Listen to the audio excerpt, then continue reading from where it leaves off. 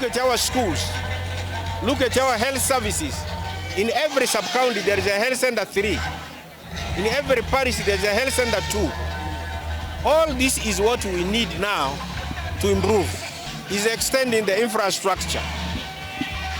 For example, the trunk road from Arua, Manibe to Yumbe needs to be tarmacked. Economic infrastructure are the roads, electricity, the telephones, and so on. Piped water, that's part of the economic infrastructure. The Manibe one will link you directly with the national tarmac roads at Yumbe.